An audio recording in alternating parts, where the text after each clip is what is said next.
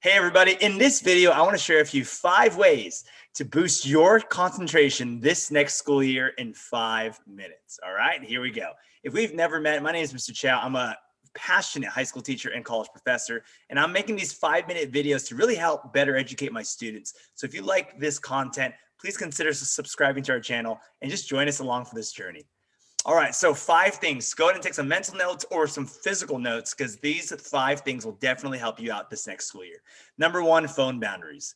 You need to understand that your phone, especially if you have one, is your largest, most likely your largest distraction. There's a recent college study that was done that says every single time you get distracted by your phone or you check a text or you answer a text, it takes on average 10 to 25 minutes to actually refocus. Now, I get it. This year we were for many of us online, and it was so easy to look at our phones. But as we go into our next into this next school year, just be aware that we can't do that anymore, especially when we are in a school setting. Now, setting boundaries now in terms of when you can use your phone or not use your phone will greatly help you in college and beyond. So how can we do that? I would say number 1, just turn off your phone while you're in class or put it on do not disturb mode. Even when it vibrates in your pocket, that could be a huge distraction that can take away from your learning in that class. Create good habits or just don't have your phone on you during class. Have you ever thought about that? Instead of keeping your phone in your pocket, maybe put it in your backpack. So if it does vibrate, it won't distract you from that class in that moment. All right. Just some things to try out if you're interested in boosting your concentration this next school year. Number 2, ask questions. Really listen to your teacher and make it your duty to stay focused while you're in class. Make sure you understand the lesson.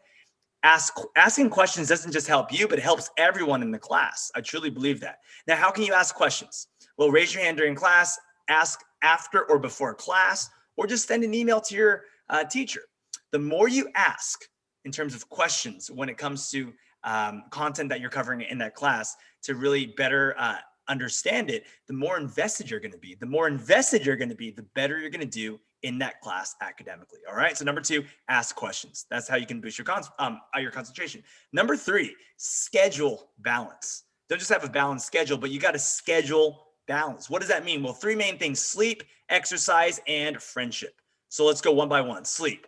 Sleep is really my best advice. And, everyone can tell you how important sleep is when it comes to your brain and your overall health. Exercise, in addition, has proven to increase concentration, motivation, memory, and your mood. So definitely make sure you have time to exercise and to really get your heart rate up. And number 3, just friendships in general.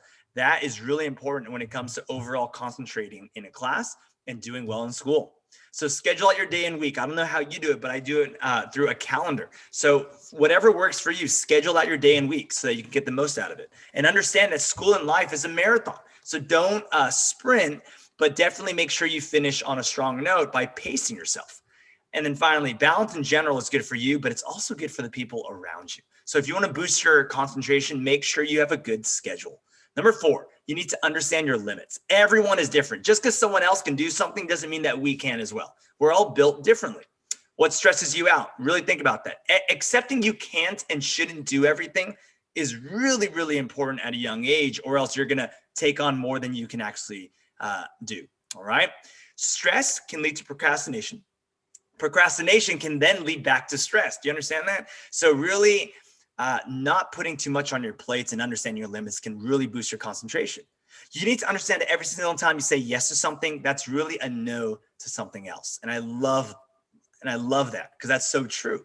Every single time you say yes, it's really a no to something that's probably important to you as well. And then finally, be confident that you have a great future ahead. Regardless if you don't take this class or not, understand that your future will not be determined on one class. It's going to be determined on your overall academic road ahead. All right. So think about that. And then finally, number 5, how are you training your brain? Have you ever thought about that? How are you training your brain? We're all creatures of habit. What are you putting into your brain?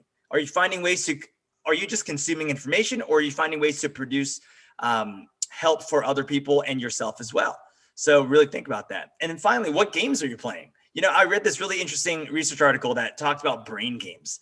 People who play Sudoku, crossword puzzles, chess, word searches, or memory games in general are more likely to train their brain so that they can concentrate better in class versus playing other games that only have temporary pleasure.